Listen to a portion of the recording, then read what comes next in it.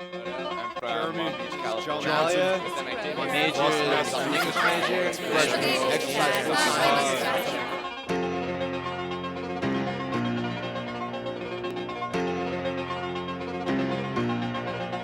My name is Nicholas Bardello. I'm a junior at the University of San Francisco. I transferred here from Santa Rosa Junior College. I'm Chris Moore. I'm a freshman. My major is media studies, and I am from LA. My name is Susan Dunn. I'm a freshman. I'm undeclared currently, and I'm from South Dakota. Dan, sophomore from Fremont, and a psych major. My name is Aram Bedrosian. I am a sophomore, a biology major, and I'm from San Francisco, California. Okay, I'm Bezalel Balan. I'm a freshman, and I'm a nursing major as of right now, and I came from Guam. Well, I lived here pretty much like all my life, but I pretty much say like where I live is kind of like Laguna Beach, like too many rich people and stuff. And I think like coming to San Francisco is a little bit more diverse, and it gives you a much more better perspective about like life and everything else.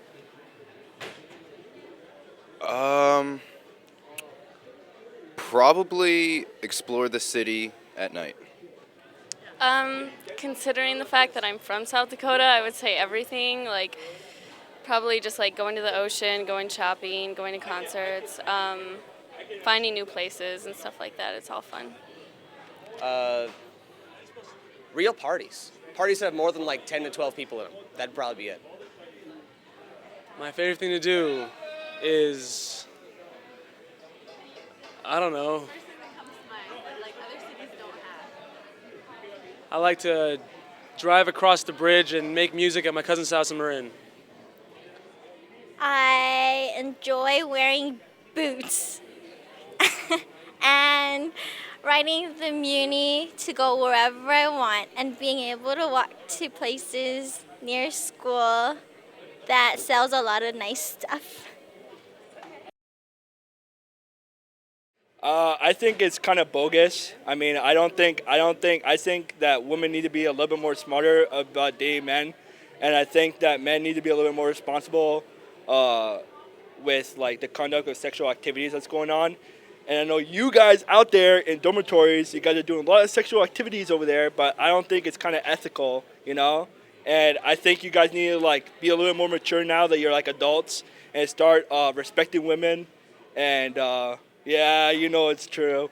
And I think you guys need to like realize that like it's a big responsibility having a kid, you know, at such a young age. So I think you guys gotta be a lot more mature and I'll be a lot more responsible of what you guys are doing out there. I feel that they should, because there's a lot of action going down in the dorms, and you know, some cats don't feel comfortable going to the Lucky's down the street and get some condoms. So I think they should just have like a jar in front of the front desk and people like just grab some and go. Well, considering USF is Catholic Jesuit school, I understand like how they wouldn't, because that's promoting sex. But my personal views is that they should, just because I mean it's safe sex. I mean people are having sex, so there's no preventing it whether they use condoms or not. So they should hand them out. I think it's kind of ridiculous because no matter what, kids here are going to have sex. And if you don't want them to be pregnant and have that kind of problems, then birth control is obviously necessary.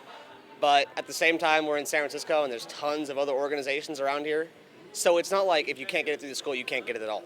Like there's health clinics blocks from here. So.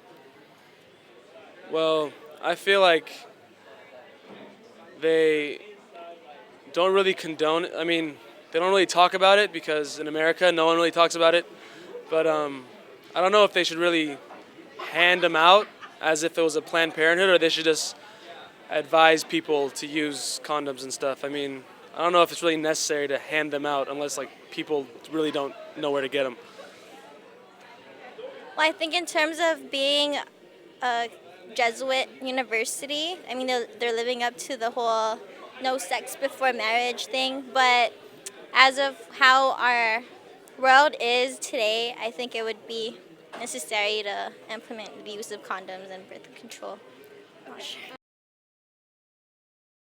I don't think sex sells. I think that what's happening with our Hollywood celebrities out there, like Britney Spears, for example, I think that the whole media has this whole thing about sex, which, you know, as a Catholic that I am, I don't think that it sells. I mean, I've been raised all my life that, you know, like you gotta be your own true person, and if you're like working as a career of a filmmaker and stuff, I'm sure there's a lot more information out there, like making documentaries that are heartfelt and true and something that you believe in is something that will sell more than sex.